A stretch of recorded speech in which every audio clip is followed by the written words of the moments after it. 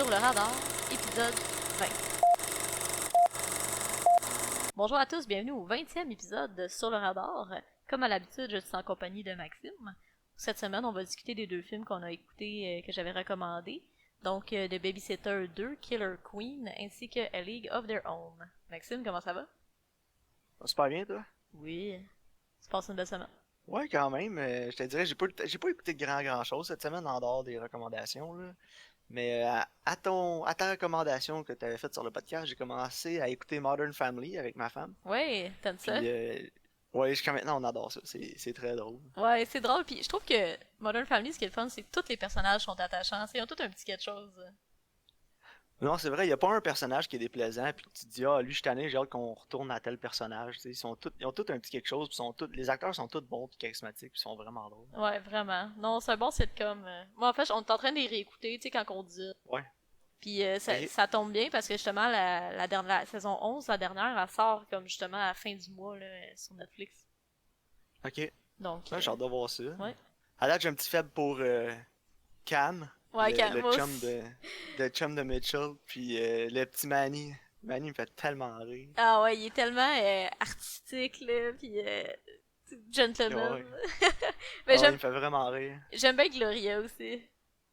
Ouais, Gloria aussi est vraiment drôle. Merci de la recommandation, Karine. Donc, à tous ceux ils savaient pas trop si aller l'écouter, là, qui étaient on the fence, je vous le recommande.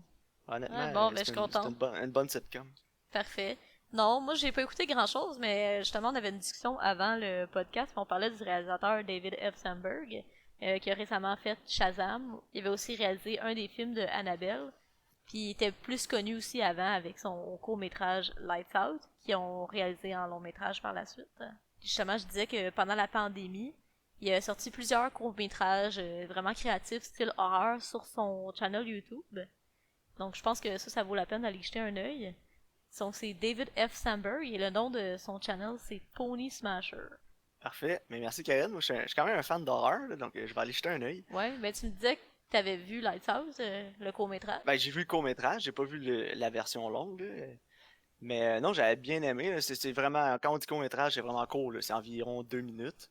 Puis j'avais trouvé ça super créatif parce que tu vois que c'est vraiment fait avec pas de budget, avec sa blonde, puis dans son appartement, là. Avec juste une caméra, pas de setup, rien de fancy, là. N'importe qui est capable de faire ça. Ça te prend juste les compétences artistiques, l'imagination pour le faire. Puis il s'était vraiment démarqué avec ça. Il avait gagné un concours de court-métrage d'horreur aussi avec ça. Ouais, c'est pour ça qu'ils ont fait le long-métrage de Lighthouse C'est justement. ça, c'est suite à ça qu'il a réussi à avoir le long métrage, puis éventuellement la job de réalisateur pour Shazam. Ouais. Honnêtement, c'est vraiment excellent comme court-métrage, puis c'est un gars super talentueux, super créatif. Donc, nos auditeurs, si vous avez une chance, allez voir ça, là. Honnêtement, ça vaut la peine d'encourager des bons artistes comme ça. Ouais, je suis entièrement d'accord. Je pense que ça va faire le tour pour notre semaine. Ouais, pas mal. Étais-tu prêt à rentrer dans la discussion pour Babysitter 2 Killer Queen? Ben oui. Parfait. The Babysitter 2 Killer Queen reprend l'histoire de Cole 2 ans après les événements du premier film, où il tente d'expliquer que les événements du premier film sont bel et bien arrivés, mais tout le monde pense qu'il est fou. Maxime, comment t'as trouvé ça? Moins bon que le premier. Ouais, moi aussi j'ai été vraiment, vraiment déçue.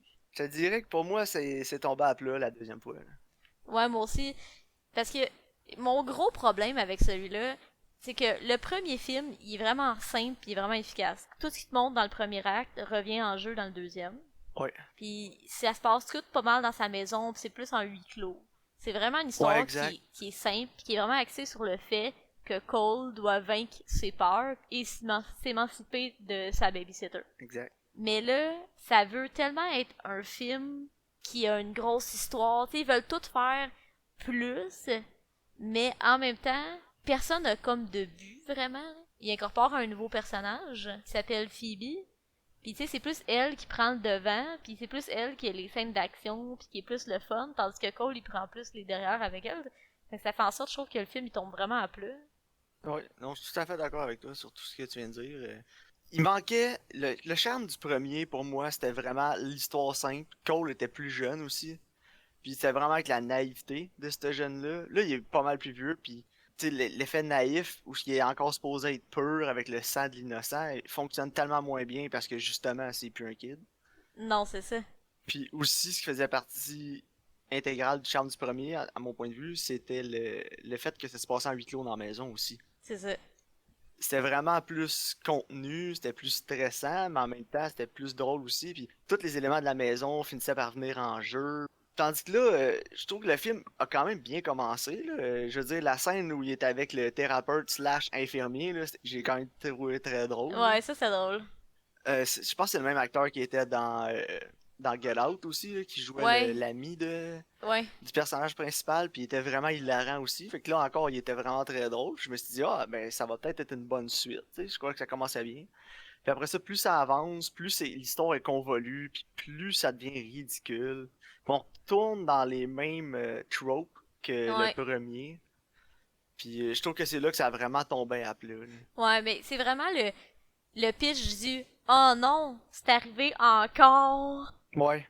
Et honnêtement, ça fonctionne pas. Puis là, ils sont dans un contexte qu'il est pas tout seul dans sa maison. Là. Ils sont comme sur un lac, perdus au milieu de nulle part. Puis je trouve qu'ils ont voulu mettre, tu sais, comme plus gros, plus intense, mais que ça fonctionne tellement pas, justement. Là. Comparativement à l'autre, dans le premier, moi, ce que j'aimais vraiment, c'est que tout ce qui était implanté, justement, finissait par avoir un payoff. Tu sais, comme la mère, elle replace le trophée, puis là, oups, ça tue le personnage afro-américain.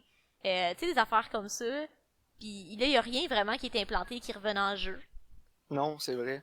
Le scénario était beaucoup moins tête, beaucoup moins Mm. solide. Ouais, vraiment. J'écoutais le film, puis par moment, je me disais, oh, là, on dirait que les writers se sont dit, oh, qu'est-ce qu'on fait là? Comment est-ce qu'on arrange ça pour que ça tie-in dans le premier film, là? Non, c'est ça. Puis, je sais pas, tu sais, c'était vraiment pas une suite prévue, là. Non, non, c'est Puis je ça. pense que ça a juste comme raidé sur la vague de popularité du premier, là.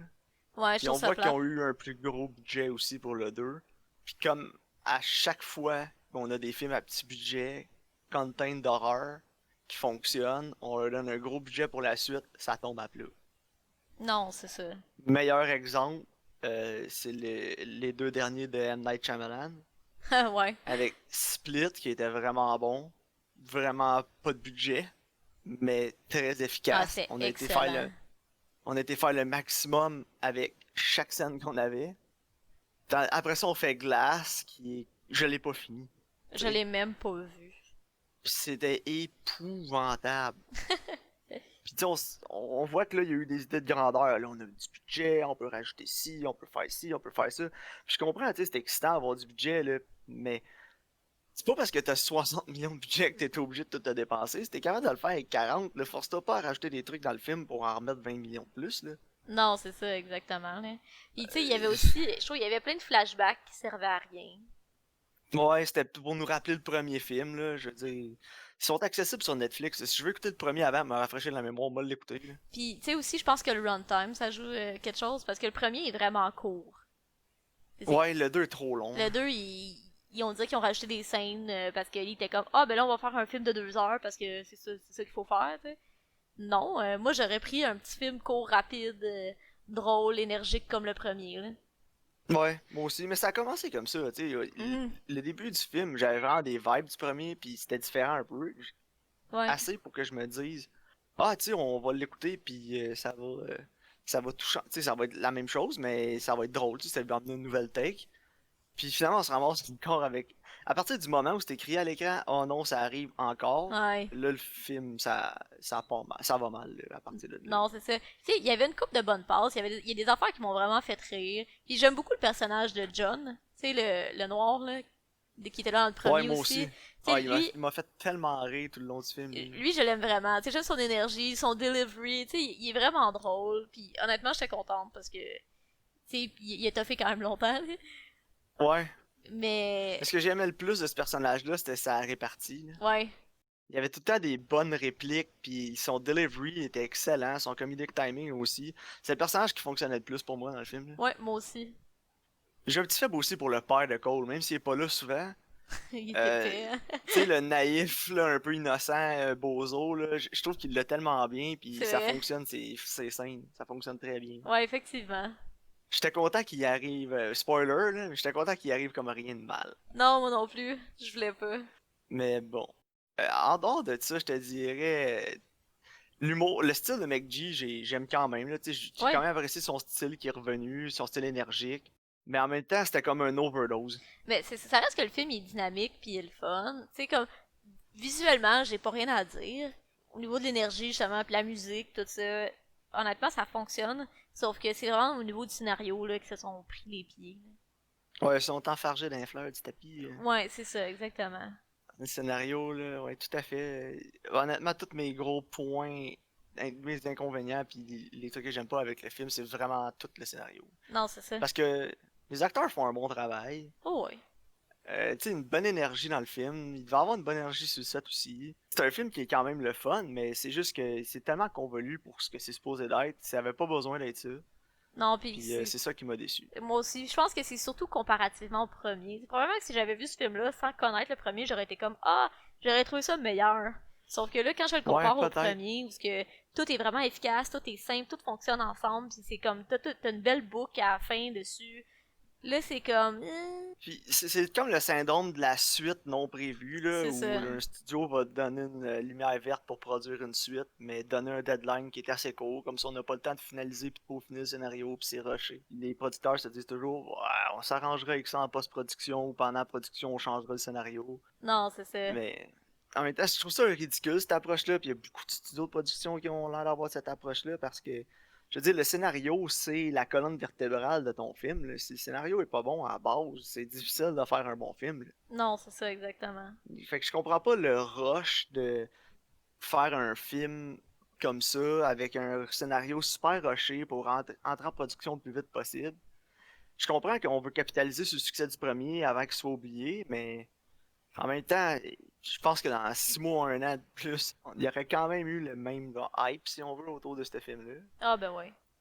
Puis on aurait juste été gagnant en bout de ligne à cause que le scénario a été mieux ficelé. Là. Non, Donc, c'est ça. non, malheureusement, les contraintes de temps font souvent que le scénario est cop. Non, puis je pense aussi que le premier, c'était plus un projet personnel, puis plus de passion de Exact. McG. Tandis que là, justement, vu que c'est un 2 c'est comme plus cynique, tu sais, ça vient plus de la même place. Non, exact. Honnêtement, pour moi, je pense que ça fait le tour. Là. Ouais, moi aussi, j'ai pas grand chose d'autre à dire. Tu sais, c'est compétent, ça reste, ça s'écoute bien, mais honnêtement, je pense que le un il est vraiment meilleur, puis il est beaucoup plus mémorable aussi. Tandis que celui-là, je vais l'avoir oublié dans 2 semaines. Oh, moi, je l'ai déjà oublié, je pense. Non, c'est ça, Je l'ai écouté un exactement. matin. Combien tu donnes sur 10? Ah, j'irais 6 là. Ouais, moi aussi, même score. 6 c'est ça, exact. 6 parce que, comme tu dis, c'est compétent, les acteurs sont bons, l'humour est bon. L'humour, c'est vraiment le meilleur point de vente de ce film-là. Ouais, vraiment. Tu sais, c'est vraiment une comédie d'horreur. En fait, c'est vraiment pas de l'horreur, c'est juste gore. Une comédie Ouais, gore, ouais, c'est si ça. on veut. Son meilleur point de vente, c'est ça, puis ça fonctionne très bien en ce sens-là. Mais à connaître le premier, comme tu disais, on est déçu du deuxième. Ouais, exactement. Mais tu sais, en dehors de ça, je veux dire, c'est pas un mauvais film, c'est juste décevant. Non, ouais, tu sais, est-ce que je le recommanderais? Oui. Tu sais, écoutez-le pour le voir, là. Ça s'écoute bien, c'est divertissant, Non, ça. mais c'est pas. Si vous êtes des fans du premier, vous voulez voir la suite, allez-y, là. Vous allez pas perdre votre temps, vous allez rire. Puis, Non, c'est ça. c'est peut-être juste une petite déception parce que c'était pas la magie du premier. Non, c'est ça. Mais tandis que le premier, je me verrais justement le réécouter. Ouais, moi aussi. Pas celui-là. Avec des amis surtout, là. Ouais, c'est ça. Bon, je pense que ça fait le tour, hein. Ouais, ouais, je pense que oui. Parfait. Donc ensuite, on a écouté A League of Their Own de 1992, qui raconte l'histoire de deux sœurs qui rentrent dans une ligue de baseball pour les femmes durant la Deuxième Guerre mondiale pour garder l'industrie du baseball en vie. Maxime, comment t'as trouvé ça? J'ai quand même trouvé ça bon. Honnêtement, ça m'a un peu surpris. Le film a commencé, je me suis dit, c'est très 92. Ah ouais, hein? Puis je me suis dit, je vais lui laisser une chance, tu sais, je commencerai pas avec des préjugés de 92, là. On va voir où ça va mener tout ça. Puis honnêtement, j'ai trouvé le film beaucoup plus drôle que ce à quoi je m'attendais. Moi aussi, c'est ça, je m'en ai dit. Je pensais pas que c'était aussi drôle que ça. C'est vraiment plus une comédie. Ouais, exact. J'étais content d'apprendre un petit peu plus sur cette histoire-là, parce que c'est une histoire vraie. Tu sais, la Ligue, elle a duré jusqu'en 1954, en vraie vie, si je me trompe pas. 54 ou 56. J'ai fait mes recherches, moi aussi, hein. Mais je savais, tu sais, j'étais un grand fan de baseball. Tu sais, fait que j'ai déjà été au temps de la renommée du baseball aussi à Cooperstown. Puis j'avais vu les monuments aux femmes qui avaient joué dans cette ligue-là. Puis j'ai trouvé ça vraiment intéressant comme histoire, puis je savais même pas qu'il y avait un film relié à ça. Ok. Mais des trucs qui m'a déçu un peu du film, c'est que les personnages sont tous fictifs dans le film. Ouais. Je sais pas s'ils ont pas pu avoir les droits pour les vrais personnages, ou c'était trop compliqué avec la succession de ces personnes-là, ou s'ils étaient encore en vie, ou c'était peut-être plus intéressant d'amener ses propres personnages à l'écran. Sauf que avoir été des vrais personnages, je pense que ça aurait été un petit peu plus intéressant là, d'avoir des vrais backstories là, pour Ouais, tu sais, effectivement. mettre des visages sur ces personnages-là. Ils sont inspirés des vrais personnages, mais ils sont pas. C'est pas, tu sais, comme le personnage principal qui est joué par Gina Davis. Son alter ego, si on veut, dans la vraie vie, c'est une Canadienne qui vient du Manitoba. Là. Tu sais, j'ai trouvé ça intéressant, sauf que, ouais, c'est mon petit bémol, là. Je veux dire, ça enlève rien au film, là, mais ça aurait été peut-être un petit peu plus un peu plus agréable si ça avait été genre historiquement plus accurate, mais tu sais les noms des équipes sont vrais puis tout. Là. Mhm. Mais je pense aussi qu'ils ont pas peut-être pas pris toutes les vraies filles parce que chaque personne est vraiment différente. Puis je pense qu'ils voulaient créer comme des personnages tous ultra différents pour avoir une dynamique entre les personnages. Non, exact, non, t'as raison. Je pense que c'était plus pour comme espèce avoir dans le personnage atypique pour montrer que c'était des filles de plein de backgrounds puis plein de milieux différents qui ont formé ces équipes-là. Exact, ouais, non, c'est vrai, t'as raison. Je pense que c'est surtout dans cette optique-là là, que je le vois. Là. Ouais. Moi j'ai beaucoup aimé les performances, là, Ouais, principalement Gina Davis. Là. ouais, je l'ai trouvé J'ai super pas bonne. vu. J'ai pas vu beaucoup du travail de Gina Davis dans sa carrière, mais je dois avouer que là-dedans, elle était vraiment bonne. Là, puis Ouais. elle a vraiment bien vendu sa performance, surtout la relation avec sa sœur. Qui, soit dit en passant, l'actrice qui fait sa sœur était vraiment pas au même niveau que Gina Davis. Ouais. Elle était beaucoup plus cartoony, moins crédible, je te dirais, mais que Gina Davis réussisse à quand même passer toutes les émotions qu'elle a réussi à faire passer vers l'écran avec des cast members qui étaient moins bons, moins compétents peut-être. C'est à son honneur pour vrai parce qu'elle a vraiment, c'était vraiment la pierre angulaire du film. Ouais, je suis entièrement C'est le d'accord. personnage principal. C'était autour d'elle quasiment que toute l'histoire tourne. Puis elle a vraiment, elle a vraiment donné une excellente performance pour monter le niveau du film. Ouais, non, je suis entièrement d'accord. Même Tom Hanks, là, on va s'entendre, il est pas à son meilleur. Non, c'est un de mes gros points négatifs du film, là, la Là. performance de Tom Hanks. Il y a quelques petits moments où il shine. Une scène en particulier dans l'autobus avec Gina Davis où les deux se parlent, puis ils parlent de quand son mari à elle va revenir de la guerre, puis ces trucs-là. Là, on voit que c'est des scènes un peu plus sérieuses de Tom Hanks, c'était à son meilleur. Ouais, Mais les autres scènes qui sont plus humoristiques, son personnage est un alcoolique, puis il va tellement à l'extrême, il va tellement too much, là, j'avais l'impression que je regardais comme un sketch des Trois Stooges, là. exactement. Moi aussi, j'avais l'impression qu'il jouait une parodie. Tu sais, comme, ok, là, t'es sous, oh, ouais, tu sais, là, wow, elle ambitionne pas, là. Non, c'est ça, c'était tellement over the top, tellement too much, puis ça contrastait tellement avec la performance de Gina Davis que ça me sortait du film par moment. Ça, c'est un de mes gros points faibles. Là. Ouais, moi aussi, surtout au début, là, quand il arrive, là. Ouais, vraiment trop sous là, avec le Kleenex dans le papier de toilette d'en face parce qu'il est coupé en se rasant. Là. Ouais. J'ai l'impression que ce personnage-là a été joué à ce niveau-là pour qu'on garde la même énergie du personnage de John Lovitz qui va recruter des filles au début. Ouais. Ah, il est assez, ils savent. Oh, il est haïssable, mais il est tellement drôle, puis c'est John Lovitz. Je veux dire, c'est ce qu'il fait de mieux, cet acteur-là. Ouais. Là. À chaque fois que je le vois, c'est dans des sitcoms, dans des films comiques, des trucs comme ça. Puis il est vraiment drôle à être haïssable. Là. Ses répliques sont excellentes. Là. Il y a beaucoup de répliques que j'ai tellement ri. Là. Puis des trucs niaiseux, comme il va les voir à la ferme, puis quand il s'en va, il est comme non, c'est quoi tous ces animaux-là? Vous avez jamais entendu parler de ça? Une laisse, puis genre, c'est des coqs. Là. C'est des poules, ouais. C'est des poules. Je fais trop une laisse à une poule, genre. Mais tu sais, des niaiseries de même. Puis des fois aussi, il y avait des jokes qui étaient pas mal salés, puis assez crus, là. Oh, Puis oui. ça m'a comme surpris, ça m'a tellement surpris les jokes des fois dans ce film-là. J'étais comme, voyons, Ouais, moi aussi. 92. Puis il arrête pas d'écœurer la fille qui est laide, là. Ouais, J'étais c'était comme, tellement. Wow. Seigneur. Aujourd'hui, tu pourrais pas faire ça, là. Mais, tu vois, au début, je trouvais pas ça drôle, quelqu'un la fille laide, là. J'étais comme, hey, assez battée, Ben prends-la ouais. dans le team, pis calme-toi, là. Sauf que, tu sais, un moment donné, ils font comme un genre de vidéo de présentation, là. Pis là, ils montrent toutes les filles de proches avec des plans, là. Pis là, il dit, Ouais. pis elle est genre super loin dans le shop, pis elle est comme full Ouais. awkward. Genre, what a hitter! Hey, ça, ok, celle-là, elle m'a eu, par contre. Ah, moi aussi, mais tu sais, c'est tellement 92. On dirait à ce temps-là, ça dérangeait pas qu'il t'offensait, là. Non, c'est ça. Tu sais, à chaque fois que je vois des films comme ça, des trucs qui datent de cette époque-là, je peux pas m'empêcher de penser à Piment Fort, là. sais, je sais pas si t'as déjà écouté des vieux Piment Fort, ceux qui l'ont Non. refait récemment, c'était vraiment merdique, là, mais des vieux Piment Fort, là, trouve des extraits sur YouTube, là, c'est épouvantable ce qui se disait, ce show-là, Karine, là. Ah ouais, non, c'est ça, c'est pas pareil. Hein. Ouais, vraiment, ça m'a tellement surpris, là. Puis en plus, ça devait être, tu sais, c'est un film classé général aussi, là. Ouais, c'est vrai. Puis je sais pas, c'était plus lousse dans ce temps-là, j'ai l'impression. Aujourd'hui, ça serait comme 13 ans, peut-être même un peu plus, surtout aux États-Unis, en tout cas, là. Ouais, ouais, clairement. Là. Ça devait pas passer, mais en tout cas, ça m'a agréablement surpris, je te dirais, là. Je m'attendais pas à ça, mais ça m'a comme je te dis, ça m'a surpris, mais ça m'a agréablement Ouais. surpris. Ça a J'ai été une addition. ouais, j'ai aimé les scènes de baseball aussi. Je trouvais que tu sais, on comprenait bien le jeu, on les voyait jouer, on les voyait slider, tu sais, battre. Non, moi aussi, les scènes de baseball étaient vraiment bonnes. Ouais, Le jeu était bien rendu à l'écran, puis non, ça paraissait pas là que c'était peut-être la première fois que la réalisatrice faisait des films de baseball, là, mais non, non, les scènes étaient excellentes. ouais, c'est ça. Je trouvais que c'était vraiment compétent. Oui, vraiment. J'ai aimé aussi toute la vibe du film, toute l'énergie que le film donnait, c'était vraiment positif. Ouais.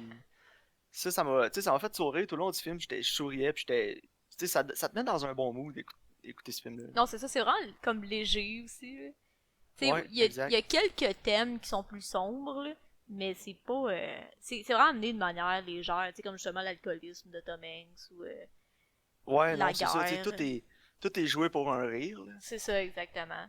Puis j'ai aimé aussi que ça soit surtout. Le film, il est plus sur les filles puis les expériences que eux ont vécues ensemble. Qu'est-ce que ça. Comment ça a changé leur vie.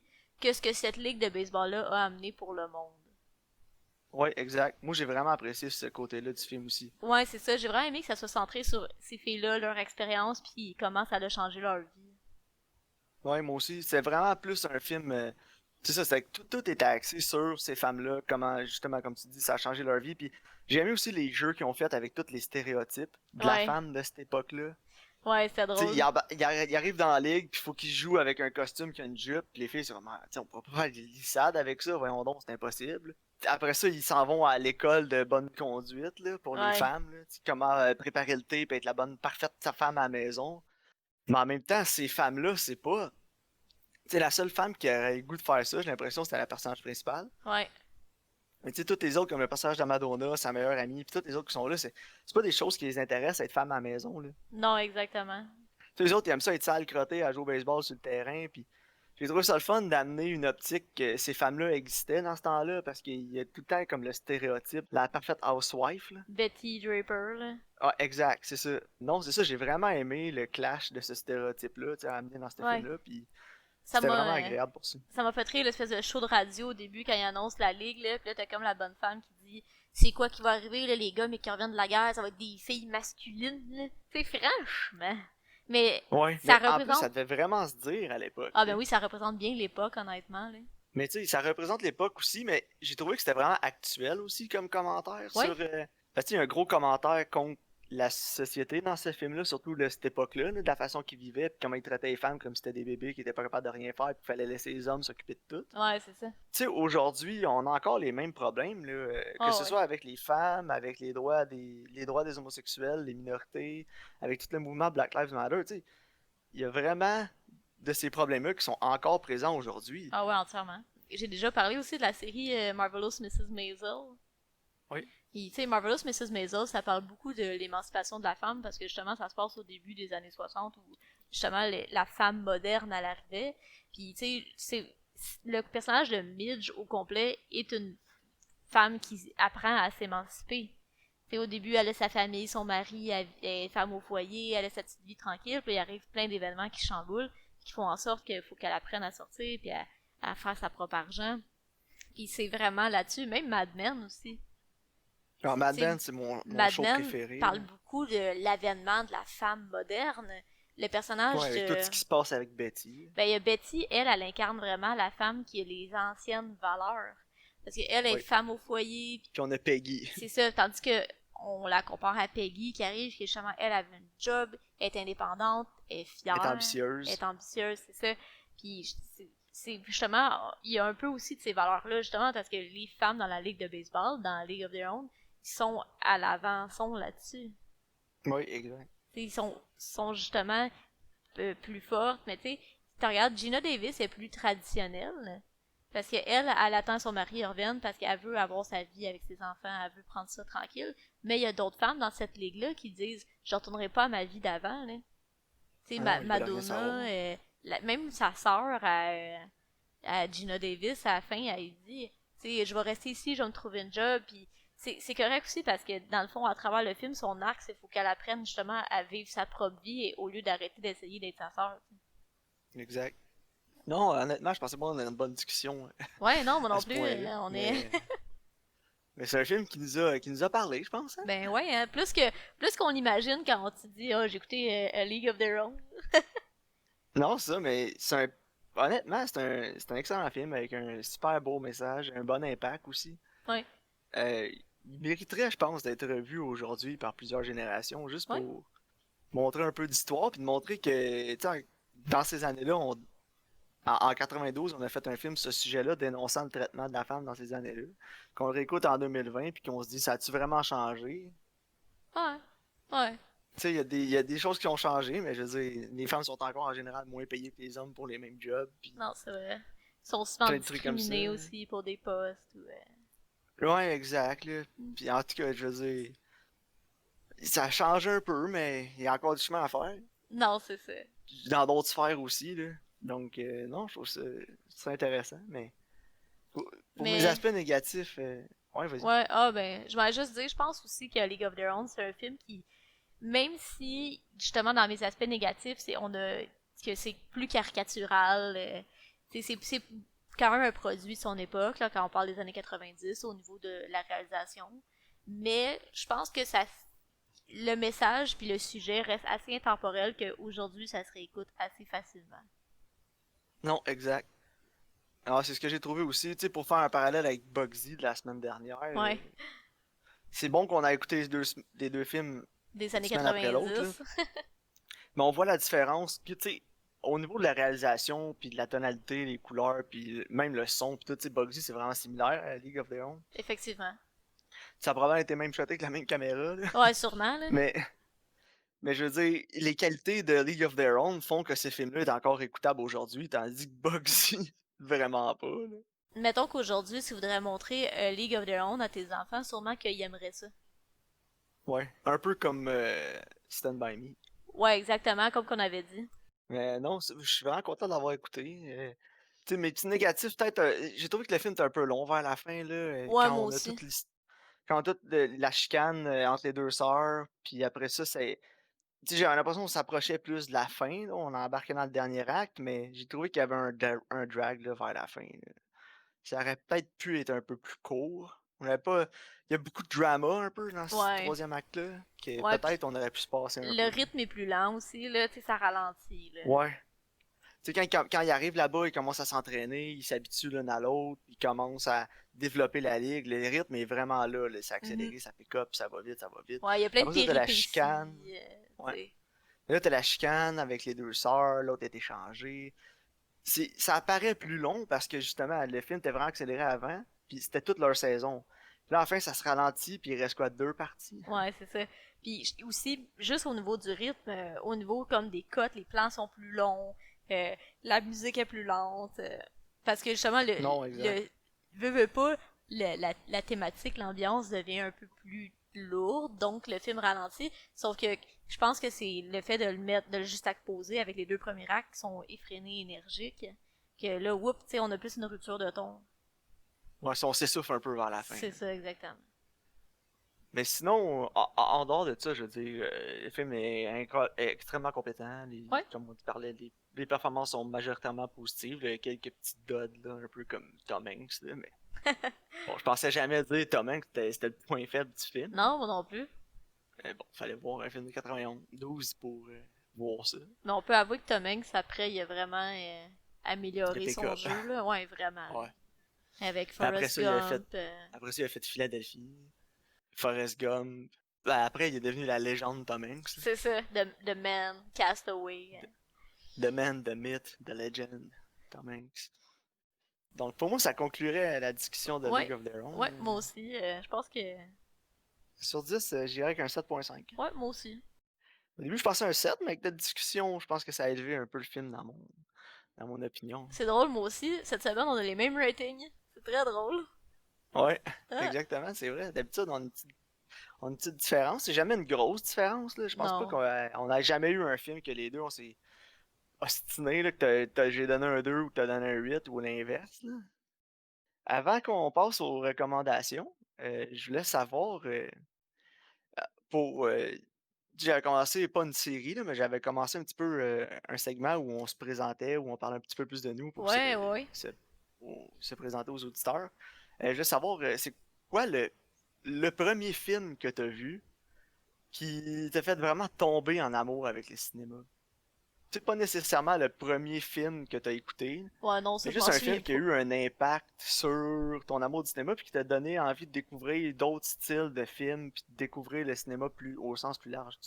Ouais, ouh, c'est une bonne question. J'étais sûre qu'il y a Amélie Poulain là-dedans. Là. Ok. C'est un film qui est vraiment fascinant, puis qui est tellement bien réalisé. Fait que, tu sais, juste la couleur, la narration. C'est un film qui est vraiment compétent, puis qui est vraiment différent aussi. Ok. Fait que, il y a ça. Mais sinon, je vais y aller avec le mien puis mon explication, puis ça va peut-être t'inspirer, Ouais. là. Mais avant de voir ce film-là, que je vais nommer après pour garder un petit peu de suspense, Mhm. j'étais beaucoup d'un film d'action, d'un film entertainment. Tu sais, je voulais juste comme écouter un film pour décrocher, puis je me disais toujours, tu sais, ah, un film, c'est passer le temps, là, tu sais, je voyais pas ça comme plus comme de l'art, je te dirais. Ouais, ouais. Fait que, tu sais, j'écoutais surtout comme je dis, des films d'action, des trucs comme ça. Puis finalement, j'avais vu l'annonce de ce film-là à la télé. Puis je me souviens, tu sais, c'était un film qui m'avait frappé. Je m'étais dit, ah, ça a l'air intéressant ça. Puis c'était un film avec un sujet plus adulte. Tu sais, des bonnes performances. Puis tu sais, qui traite d'un sujet un peu plus lourd. Puis des trucs comme ça. Puis j'ai écouté le film, j'ai adoré ça. Puis je me suis dit, ah, je pourrais, tu sais, branch out. Je pourrais arrêter d'écouter tout le temps les mêmes niaiseries. Puis essayer d'aller ailleurs. Puis ce film-là, c'est La Constance du jardinier. Je sais pas si tu l'as déjà vu. Oui, mais ça fait trop longtemps. Avec Ralph Fiennes puis Rachel Weisz. Ouais, ouais. Je me souviens que je l'ai vu avec toi, puis maman. Ça se peut, oui. Moi, j'avais été le voir au cinéma par moi-même en plus, j'étais tout seul, puis j'avais comme 16 ans. J'allais voir ça au cinéma, puis j'avais vraiment aimé ça. Puis ça m'avait frappé qu'un film comme ça m'attire, premièrement. Puis après l'avoir écouté, je me suis dit, ah, c'est vraiment bon, tu sais, je pourrais commencer à écouter d'autres choses. Puis après ce film-là, je me suis dit, avoir écouté Le talentueux Monsieur Ripley. Ah, c'est tellement bon. Puis c'est vraiment après avoir écouté Le talentueux Monsieur Ripley que mon amour du cinéma a kick in full gear, puis que là, j'ai commencé à écouter plein de choses.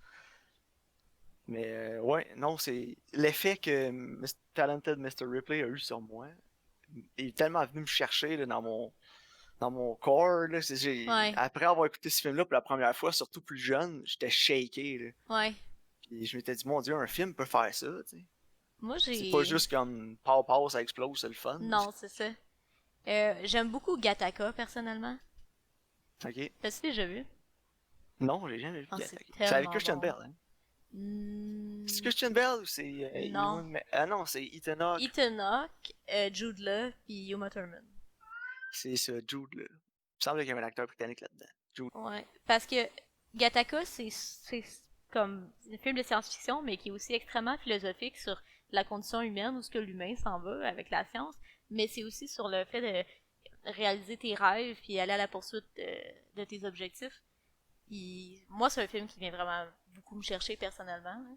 Puis tu sais, ça montre justement que la science-fiction, c'est pas seulement pour des films de monstres dans des vaisseaux. Là. Non, exact. C'est aussi pour faire des métaphores, passer des messages.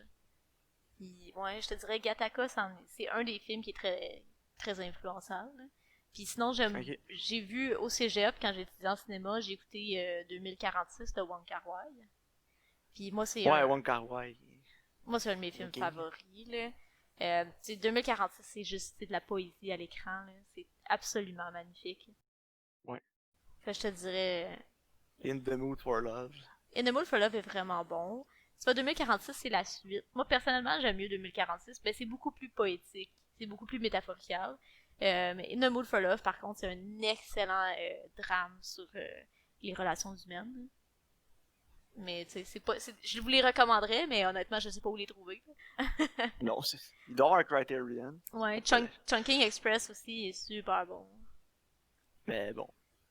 Donc, ce sera des questions pour un autre épisode. Ouais, Fait ouais, que c'est le petit segment apprenons à connaître nos autres. ouais, c'est correct, ça me convient.